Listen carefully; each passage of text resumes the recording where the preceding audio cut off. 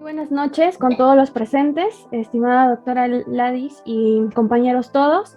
En esta oportunidad vamos a hablar sobre las habilidades sociales y comunicación, que son muy importantes, sobre todo en el área de la salud, para poder ejercer una buena atención al paciente.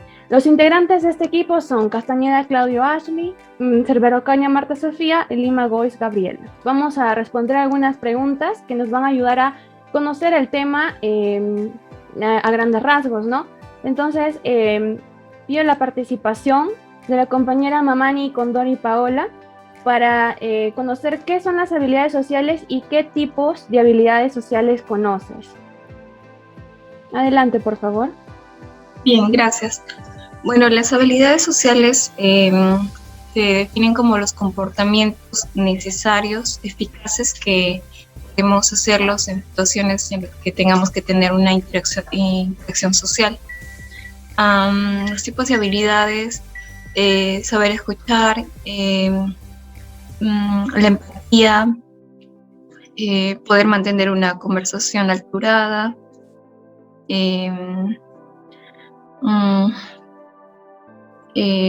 bueno, ser agradecidos. Y bueno, creo que eso es todo. Así es. Muchas gracias por tu participación. Okay, gracias. Definitivamente las habilidades sociales son rasgos importantes para la interacción entre las personas y también entre sí mismos, ¿no? Entre los grupos, incluso en el área de la salud. Y más adelante vamos a conocer que estas habilidades sociales se van a definir de acuerdo a si son básicas y complejas, y vamos a ver cómo se aplican también en este ámbito. La siguiente pregunta es: ¿qué es comunicación y qué tipos de comunicación conoces? Para resolver esta pregunta pedimos la participación de la señorita Milena Albuquerque. Y buenas noches nuevamente. Bueno, la comunicación es una forma que inventó el hombre para expresarse, ¿no? Viene a ser, puede ser oral, puede ser escrita o puede ser verbal, entre los tipos que yo conozco, ¿no? Muchas gracias, Milena. Es cierto, ¿no? La comunicación, vamos a ver también adelante, va a ocurrir un intercambio dinámico entre dos o más personas a través del lenguaje e incluso también a través de un sistema de señas, ¿no? Que va a permitir transmitir un mensaje específico. Y por último, tenemos la pregunta de ¿por qué crees que son importantes las habilidades sociales y la comunicación? Para resolver esta pregunta, pedimos la participación de Peláez Araujo Juan Fernando. Sí, gracias. Teniendo en cuenta ya lo que nos había comentado nuestras compañeras sobre las habilidades sociales y la comunicación, creo que es importante estos dos conceptos para poder llevar un estilo de vida en acorde, en coordinación y en articulación con las diferentes personas, teniendo en cuenta principalmente la forma asertiva. Definitivamente, Juan, muchas gracias. La comunicación y las habilidades sociales son muy importantes, sobre todo en el área de la salud, porque nos permiten informar y a la vez convencer, explicar sobre los comportamientos individuales y sociales saludables que necesita el paciente para tener el bienestar, ¿no? Completo. Muchas gracias a todos por su participación.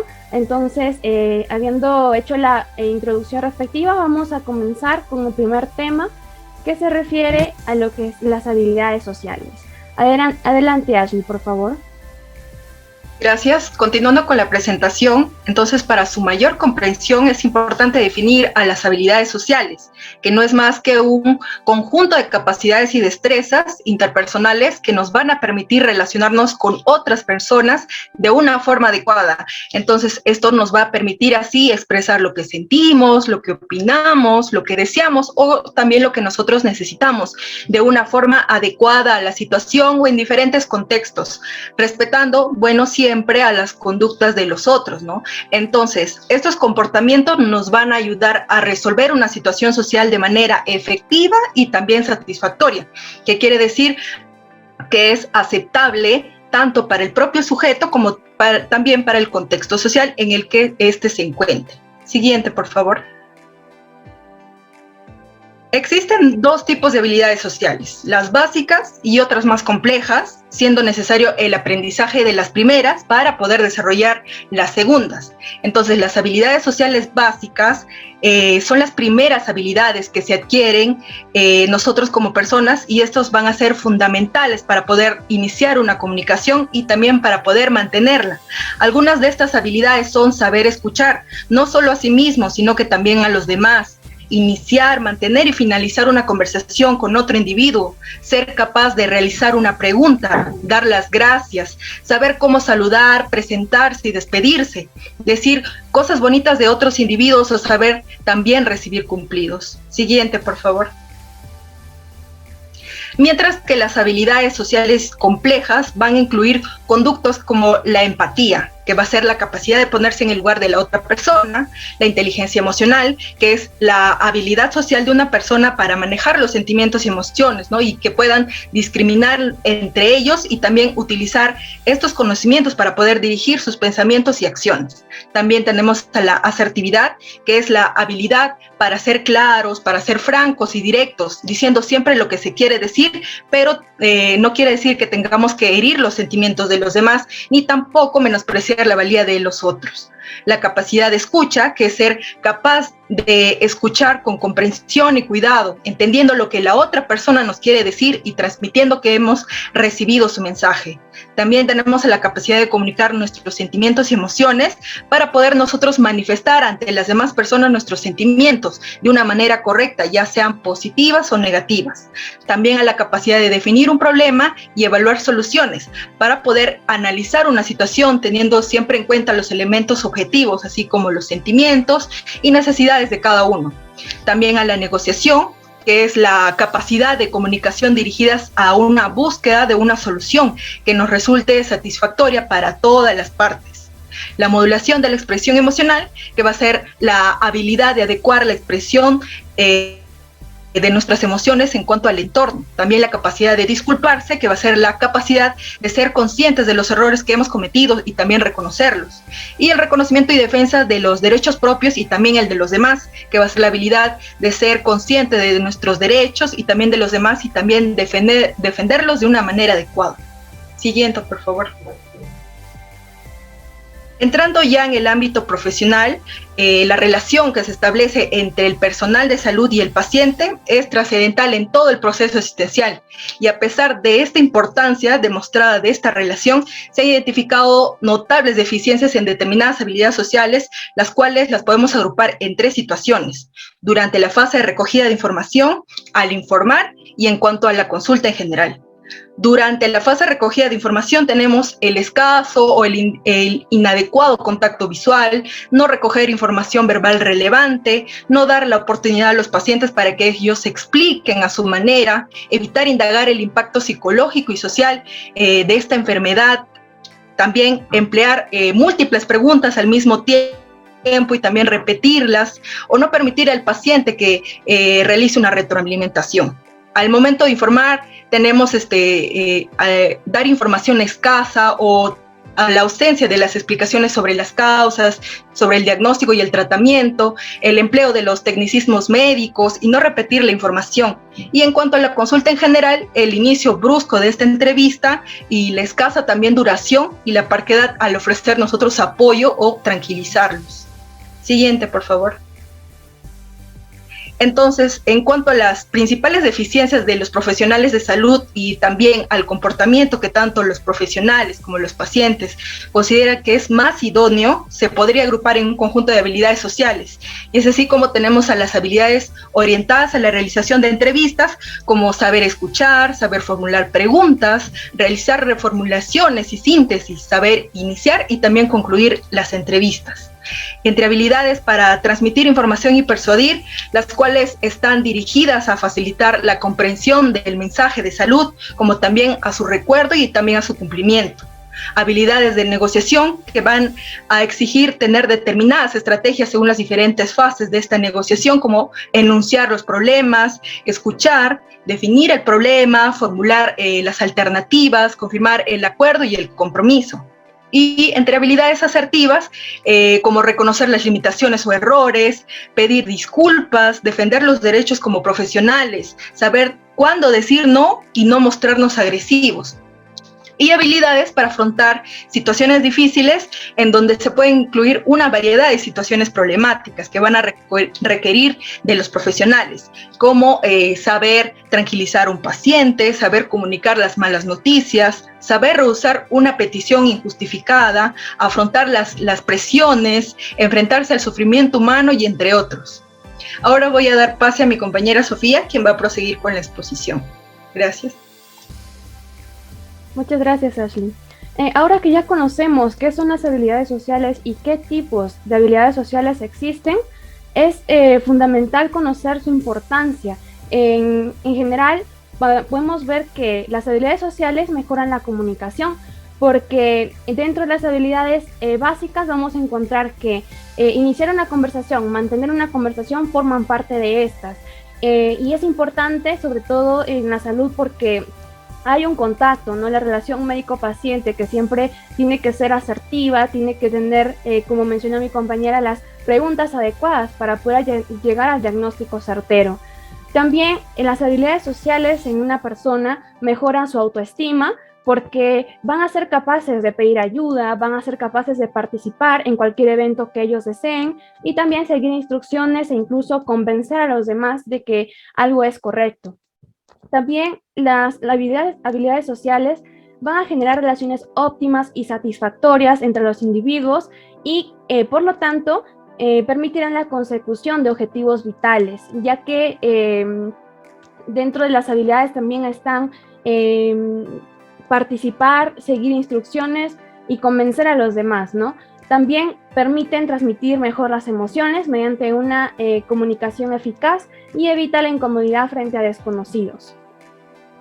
Dentro de lo que es el campo de la salud, va a incrementar la eficacia y adherencia a los tratamientos, ya que con la presencia de estas habilidades, el médico va a ser capaz de tomar decisiones adecuadas para saber cómo decirle al paciente de la mejor manera posible el tratamiento que debe seguir, e incluso la prevención, las formas de prevención, la manera de generar promoción en la salud es una de los requisitos importantes en el área de la salud, y para esto se necesitan tener habilidades sociales muy desarrolladas, ¿no?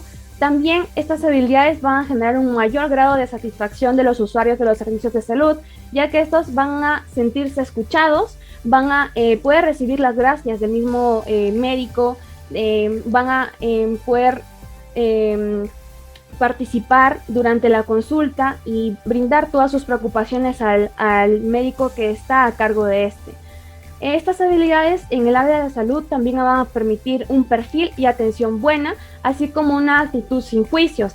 Permite también el respeto emocional en ámbitos psiquiátricos, que va a ser bastante importante, ya que algunos pacientes tienden a cerrarse y para la medicina se necesita que estos abran sus pensamientos, también digan lo que les está afectando y de esta manera también brindar un tratamiento guiado en base a sus necesidades.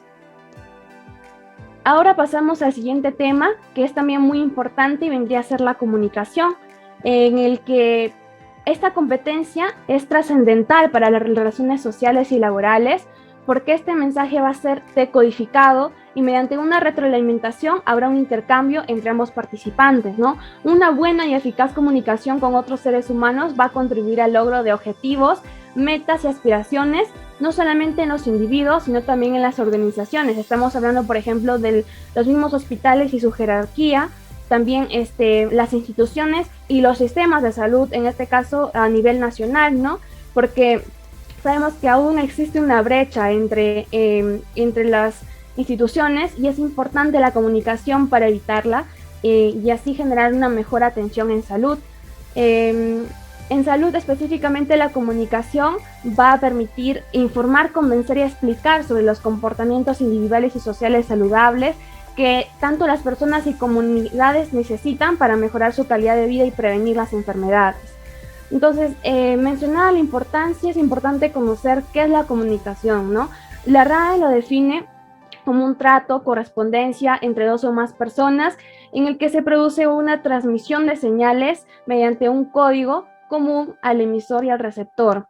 Otras definiciones mencionan que es lo que el receptor comprende, no lo que el emisor dice, puesto que sabemos que dentro del proceso de comunicación va a haber un emisor, también un mensaje que va a llegar y va a ser interpretado por el receptor, ¿no? Y esta comprensión es lo que va a generar la comunicación. También va a ser una herramienta que posibilita al hombre expresar sus ideas, pensamientos y sentimientos y se va a materializar a través de signos verbales. Entonces, dentro de los tipos de comunicación, es muy importante resaltar que existen 4, aunque algunas bibliografías mencionan 3, el estilo pasivo, asertivo y agresivo.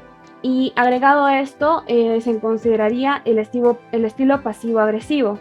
Dentro de lo que es el estilo pasivo, esto se refiere a aquellas personas que dejan que los derechos de los demás se antepongan a los suyos y no se atreven a defender sus propios derechos, ¿no? Por eso es que están en el eje de defiendo tus derechos, pero no defiendo mis derechos. Más adelante también vamos a ver qué características tienen estas personas para poder identificarlas y también ayudar a que cambien este estilo de comunicación, ¿no? Que a la larga van a generar efectos muy negativos en la persona. También tenemos la comunicación asertiva, en la que las personas van a respetar los derechos de los demás, pero también van a defender los suyos y pueden decir no cuando se requiera. Por eso es que se encuentran en el eje de defiendo tus derechos y defiendo mis derechos.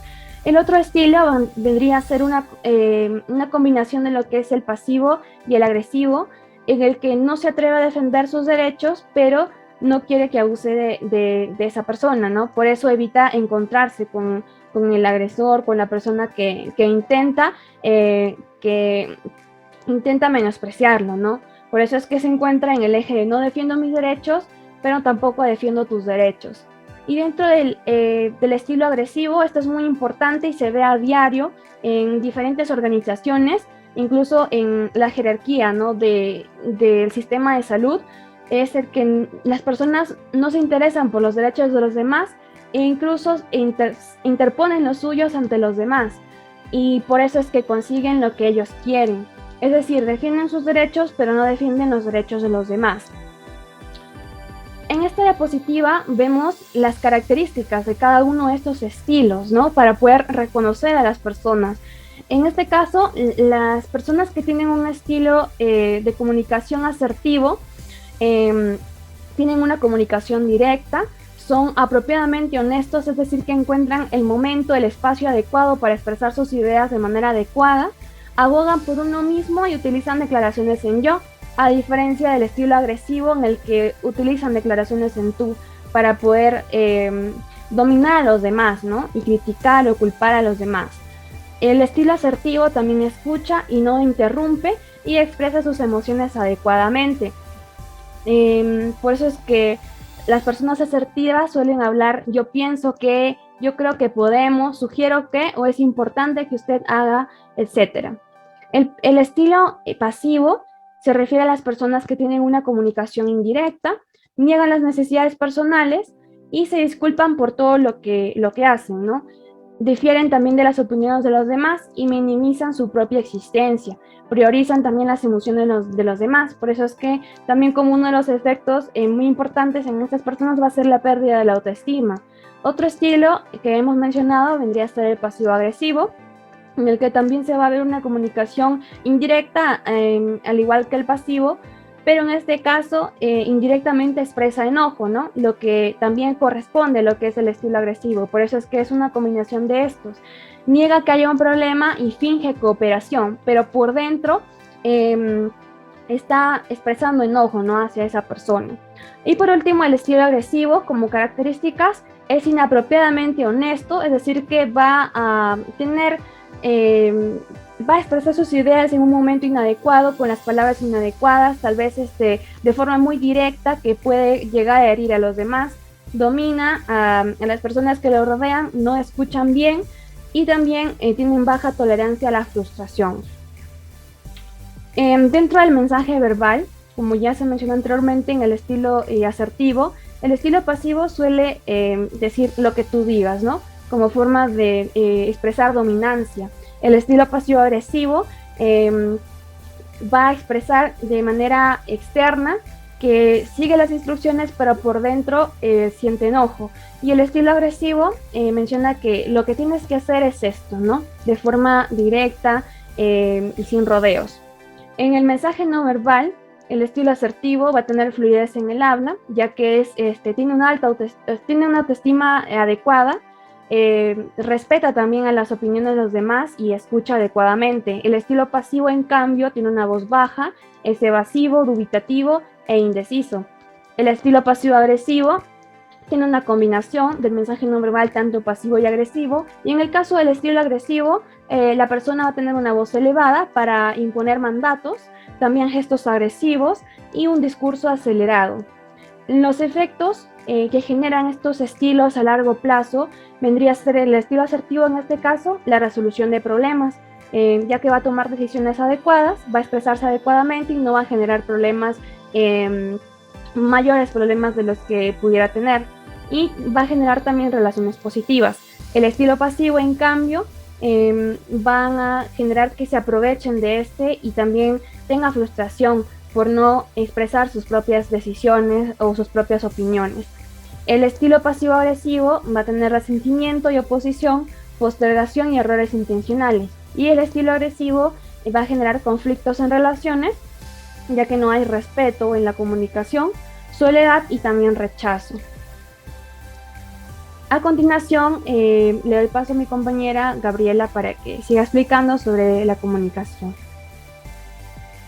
Gracias, Andrea. Gracias. Siguiendo con la exposición, vamos a hablar sobre los niveles de comunicación. Como se ha podido ver, tenemos nuestro primer nivel, se podría decir así, que es el intrapersonal. Se le conoce como comunicación intrapersonal, que vendría a ser lo que a través de la transmisión de la comunicación que ocurre dentro del individuo. Se llama así también intrapersonal, que en pocas palabras se le puede decir que es el hablar consigo mismo. Entonces, como podemos observar ahí, viene a ser una comunicación con uno mismo que va a dar como reflexión de nuestras ideas, emociones, acciones, con el fin de organizar y planear nuestra conducta. Es cuando nosotros mayormente nos ponemos entre nosotros mismos a discutir cuando tomamos una decisión, si está correcta o no. Entonces viene a ser un conflicto, se podría hacer una comunicación interna con nosotros mismos para poder así llegar a una conclusión, hasta también para formar nuestra propia conducta. Siguiente, por favor. También tenemos lo que es la comunicación interpersonal. La interpersonal viene a ser el acto de la relación que se va a ocurrir entre dos o más personas que van a evocar un común y un significado diferente al acto de comunicar. Cuando dos o más personas se comunican, se transmiten un mensaje de forma directa a través de una comunicación cara a cara, que se puede usar todos los sentidos, lo que son vista, oído, tacto, y pueden también recibir lo que es una respuesta inmediata, la cual estamos hablando así de la comunicación interpersonal, que también se puede clasificar según el número también de participantes, ¿no? Entonces, la comunicación interpersonal viene a ser ese proceso de intercambio de información que se va a dar entre personas, ya puede ser de dos a más, que se va a desarrollar en dos direcciones, desde el que está hablando hacia la persona que lo escucha, como también de viceversa manera, con la finalidad de poder buscar expresar y lo que es informar y llegar así a una mejor clareza en lo que es la comunicación en el grupo en el que está. Siguiente, por favor. También tenemos lo que es la comunicación masiva. Como su propio nombre dice, viene a abarcar más gente, una intervención en los elementos mencionados que viene a ser un proceso en la cual abarca lo que es el emisor, el mensaje, el canal, el receptor, y también se podría hasta agregar ahí una retroalimentación. Entonces viene a ser un proceso de la comunicación que se define, que ubica lo que son los roles característicos de lo que es el comunicador y del receptor, lo cual va a reducir o va a eliminar las dimensiones que van a tener relacionadas interpersonal con la finalidad de que la persona llegue a entender con mejor eficacia y mejor clareza en los diversos tipos que podemos observar, ¿no? Como en el emisor, que viene a ser el codificación, que va a ser inadecuada el mensaje cuando se usa términos desconocidos por el receptor y puede también tener diferentes interpretaciones. También tenemos el canal, cuando también hay una mala impresión del texto, va a haber una interferencia en lo que es la transmisión o el origen. El problema también puede haber ahí, donde puede ocasionar diversos tipos de mala comunicación. Como también el receptor, que puede haber manejos de contextos diferentes al que está escuchando, pues oyendo o viendo, ¿no? Siguiente, por favor. Acá tenemos algunas recomendaciones y estrategias para que nosotros podamos identificar y así poder mejorar. Nosotros ahora es como esa parte más para que cómo podemos, si en caso se caracteriza o no, poder mejorar tanto en el nivel de comunicación como también en el escucha. Entonces, en primer punto tenemos que, para poder tener una comunicación eficaz, tenemos que ser claros. No debemos dejar dudas, no debemos dejar tal vez indecisiones o sentir que tú estás transmitiendo algo que puede ser fácil como no. Entonces tenemos que ser claros, tenemos que ser concisos, no dar vueltas al asunto, ser directo a lo que queremos llegar. También evitar interrumpir a la otra persona si estamos escuchando, para poder así ambos dar sus opiniones y poder escuchar los dos puntos de vista que tal vez sean opuestos o pueden ser hasta complementarse.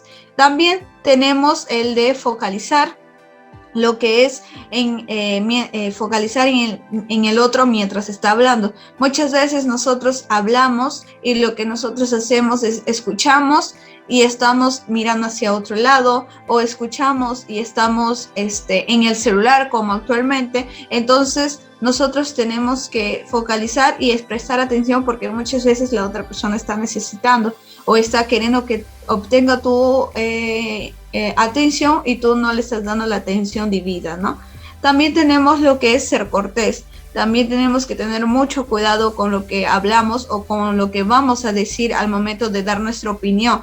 Es bien cierto que todos debemos tener dar nuestra opinión con toda la amabilidad, con toda la expresión, pero también tenemos que tener cuidado con lo que vamos a decir, ya que muchas personas, por dar su opinión, terminan diciendo cosas agresivas, no directamente con palabras fuertes, pero con el tono de voz, con interrumpiendo, entre otras cosas. Siguiente, por favor.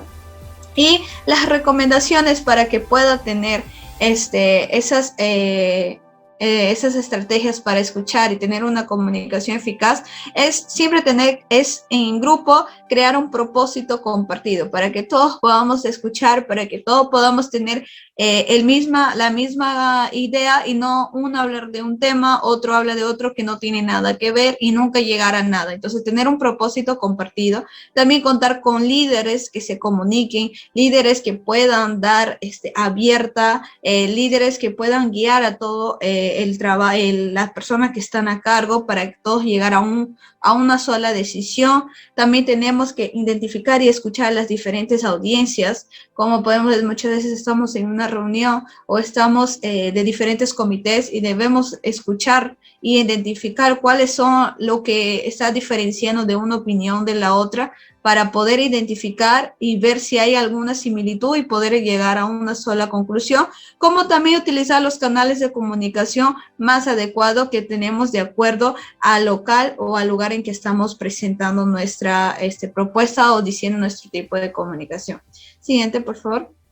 Y como conclusión, tenemos que saber que esos dos temas más que todo se relacionan entre sí, porque para una persona tener habilidades sociales, como mencionó mi compañera, como la empatía, con la comunicación, el saber escuchar, todo eso, si tú no tienes una base en lo que es las habilidades sociales, no vas a poder llegar a completar tu comunicación eficaz, tu escucha, para poder ser una mejor persona y ser referencia para las demás y poder decir si está bien o no. Entonces es un tema en el cual está relacionado y la cual nosotros debemos ejercitar. Están dadas de las manos. Si nosotros no tenemos una habilidad, habilidades sociales fijadas, comprometidas, practicadas, no podemos decir que también podemos tener una comunicación, ya que una depende de la otra. Muchas gracias. Esas fueron nuestras referencias que hemos utilizado.